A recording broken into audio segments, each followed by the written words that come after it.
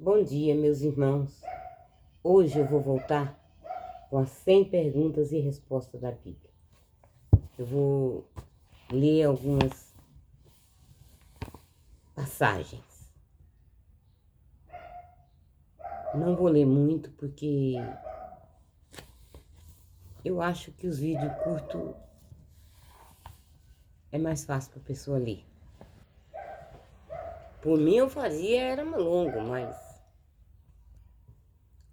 eu cheguei na conclusão que é melhor o curto.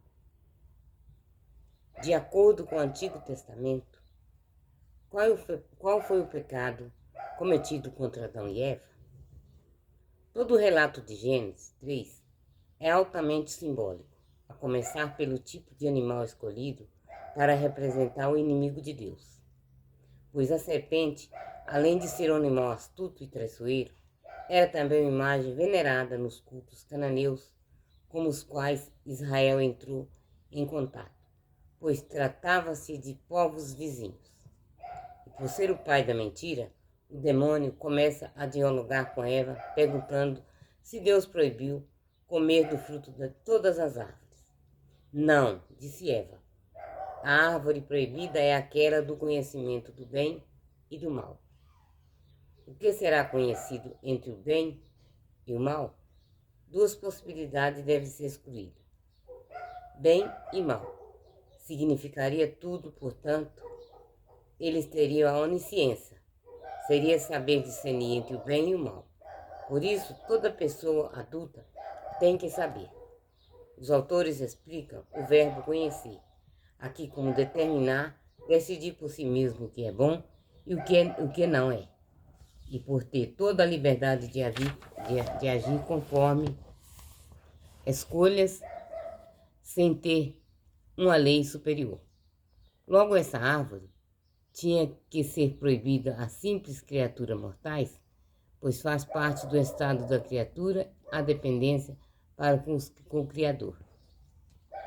Em Gênesis 2,19, Deus avisa: no dia em que dela comerdes, tereis que morrer. Não morte imediata, mas estarão sujeitos a morrer. Sem o pecado não haveria morte, pois a morte é o salário do pecador. E a serpente diz outra mentira: não morrereis. E acrescenta, instilando a desconfiança em Deus e sugerindo que ele é um egoísta que não quer compartilhar seus dons. Mas Deus sabe que no dia em que dele comerdes, vossos olhos se abrirão e vós sereis como deuses, conhecendo o bem e o mal. Em Gênesis 3, versículo 5. Pelas palavras da serpente, serei como deuses.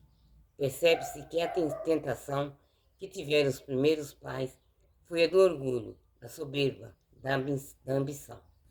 Acreditaram que a do orgulho, da soberba e da ambição. Acreditaram que, desobedecendo a Deus, seriam iguais a Ele, sem ter de se curvar às suas ordens. E o autor bíblico continua narrando que, depois de comer do fruto proibido, Adão e Eva sentiram abrissem os seus olhos. Mas em que sentido? Para perceber que não ganharam nada, estavam nus, de uma nudez que antes não os incomodava. Antes deles comerem do fruto, antes da serpente colocar na cabeça da Eva que ela tinha que comer do fruto porque Deus queria só para ele as coisas boas, eles andavam pelados e não tinha um vergonha do outro, nem de ninguém. Mas a serpente pôs na cabeça de Eva e Eva, orgulhosa, soberba, acreditou.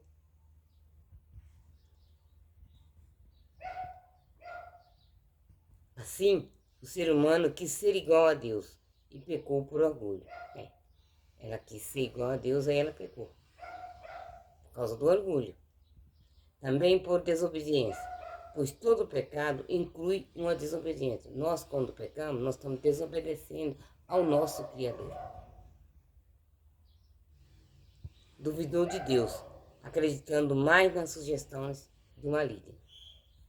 Para salvar o ser humano desse pecado e de todos os outros, Deus se fez homem, obediente e humildemente igual a todos nós, menos no pecado. Deus foi muito obediente, mas ele não teve pecado. E fez isso para divinizar o homem. Em uma linguagem arrojada, escreveu Santo Agostinho: Deus se fez homem para que o homem se tornasse Deus. Sermão 13 de Tempere, Patrologia Latina 39, de 1087. Se a humanidade começou com Adão e Eva, por que havia diferença física entre os povos? O Concílio Vaticano declarou: todos os povos constituem uma só comunidade, têm uma origem comum, uma vez que Deus fez todo o gênero humano habitar a face da terra.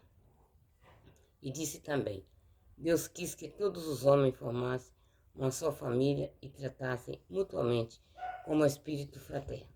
Graças à origem comum, o gênero humano forma uma unidade, pois Deus de um só fez todo o gênero humano. Maravilhosa visão que nos fez contemplar o gênero humano na unidade de sua origem em Deus. Todos de um corpo material e de uma alma espiritual, na unidade de seu fim imediato, de sua missão no mundo, na unidade de seu habitat, a terra, de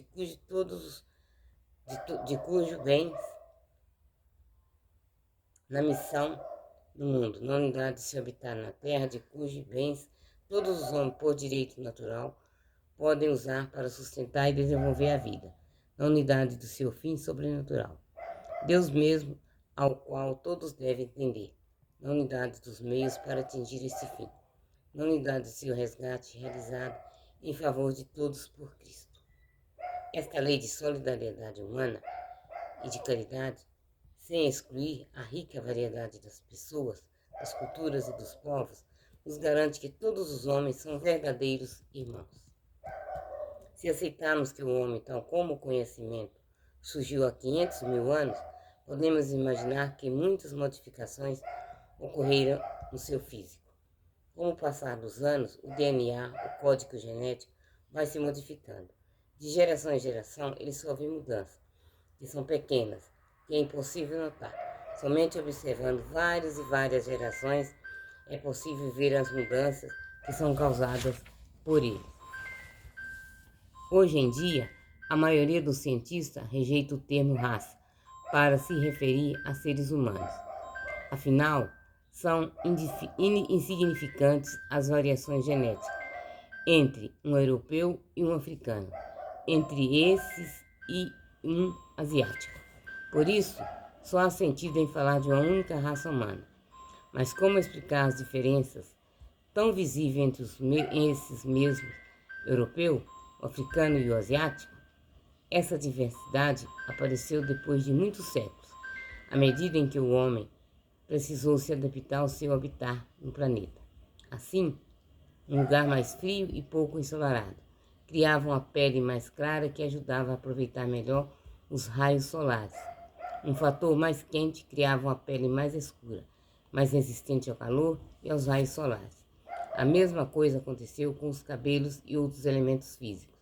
Os seres humanos não são geneticamente distintos entre si, no sentido de ter algo que o outro não tem. Isso aplica-se todas as características físicas, e não apenas a cor da pele.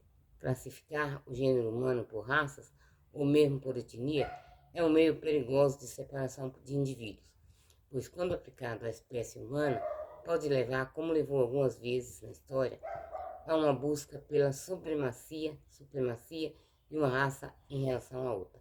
Palavra do Senhor, graças a Deus. Pai nosso que estais no céu, santificado seja o vosso nome. Venha a nós o vosso reino, seja feita a vossa vontade, assim na terra como no céu. O pão nosso de cada dia nos dai hoje.